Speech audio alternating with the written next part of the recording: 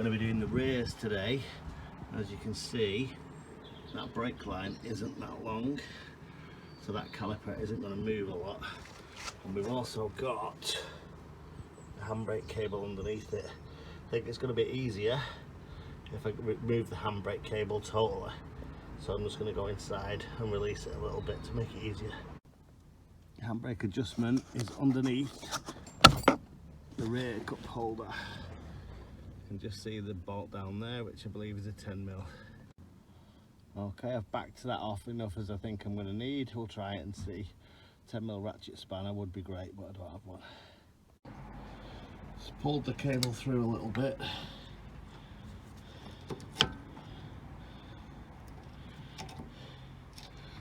That allows us to just drop the cable there.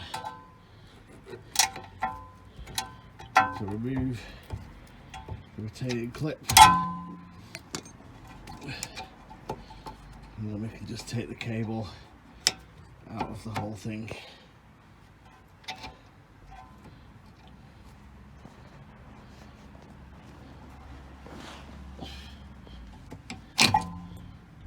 So that'll just free it so that it's just the hose on top we've got to get to now. Next thing, take the two slider pins out. These are 13mm. When you turn it, there's a possibility that you'll have to hold this as well. That's the part it sits in, and it does turn or spin as it is on this one. Just gonna hold it with some long nose. Right, both the bolts out the slider. Caliper just pulls off. Now that hose isn't very long and it isn't very flexible, so be really careful with this. I'm just going to tie it up on a bungee for now. Okay, there's nowhere to really put a bungee on it, but it is staying up there and it's not flexing the cable too much. You can see it's exposed the old pads, which we should be able to manipulate out of there. Although they do appear to be quite stiff. That's why it's really important to get the does have a fitting kit on here. I ordered the fitting kit off GSF and she told me she couldn't find it. I'm going to have to reuse the old ones for now. That's bad, we'll just have to make sure we clean them up properly. Let's get them pads and shims out. Okay, I've got the pads out. They're wearing really stiff, which is obviously why it wasn't working so good. This disc doesn't have a retaining bolt. I thought I had a spare one, but I've not, so I'm going to try and make one fit just to hold that disc. So we need to take off the retaining bolts for the caliper bracket. I think they are 17, let's crack on with that. Okay, caliper retaining bolts are rustic 16. Okay, scratched out, they're not bolts at all, it's an 8mm hex internally.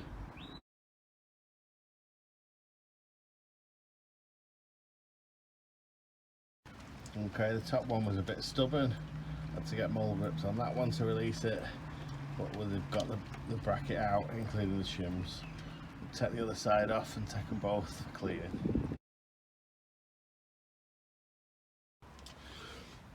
So after taking the brakes off, the wheel bearings both seem really clunky and horrible. Quick fit the Euro, two sets of well, a set of bearings and a caliper rewind tool because I realised that I needed that. Let's get that changed.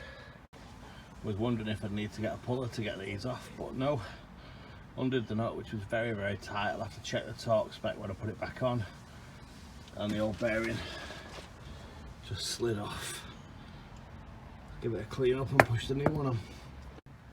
Let's give this a back plate a bit of a scrub.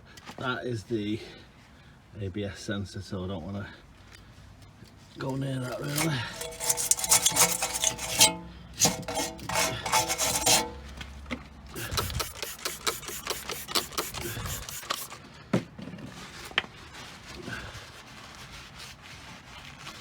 Make sure that's clean, no grit. and I'm going to put a tiny bit of grease on there. Okay, new one pushed on. Let's get that nut on there. Just noticed on the new one, it is open, you can see the actual bearings. I have to make sure I pack this properly when I put the cap on. I can see in the old one, it's had grease in it, but obviously not a lot. Okay, I packed it with grease, so it should stay good for a while. Okay, that's one side wheel bearing done. I've used the old cap because the new one was slightly bent and I couldn't even get it seated to get it in. But the old one's tight, fits snug, and it's packed with grease. Right, both the wheel bearings are done. Just going to use my new piston compressor. Let's see how good that is. I'm going to clean up that caliper a bit first. Okay, the light's fading fast, so I'm going to have to be quick on this. This is the caliper off the right hand side. I've done the left already. I managed to get a fitting kit. So the first thing we need to do is remove these old ones. Just going to pop those out now. Easiest way I've found to do this is put it face down. So you can see the old clip. Just give it a pop there.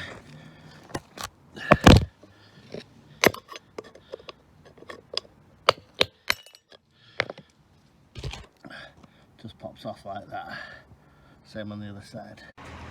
So these are the edges that we need to get cleaned up, where the new clip's actually going to sit on both sides of it. I'm just going to use a brush on those. Okay, so I've cleaned up both the surfaces that's going to go onto. It's time to put the new clips in. The new clip has got tiny little prongs, just make them out there, that sit in the centre. That's what retains it. Using daylight fast now, but that is what you're going to end up with. Clips located like that. Next thing, put the mounting bracket back on. Okay, so the caliper bracket goes on the inside after the disc is on. See the witness marks there, and onto there. But let's get the new disc on first. Okay, caliper bracket's back on. Need to wind this piston back as well. Okay, while the caliper's in, it's going really dark and I've no light at the moment, I'm sorry. So I'm going to pop the brake pads onto the mounting bracket and slide the caliper on.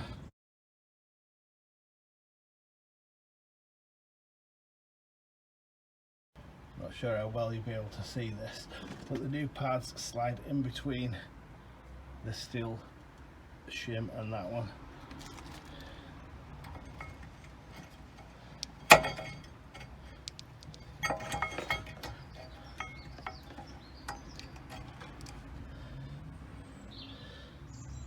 So slides in and pushes all the way forward. So we've got both of those pads in now. We can slide the caliper over them.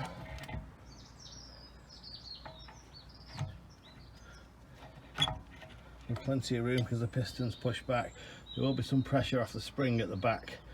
I found it's easier to put the bottom bolt in through the slide and then the top one.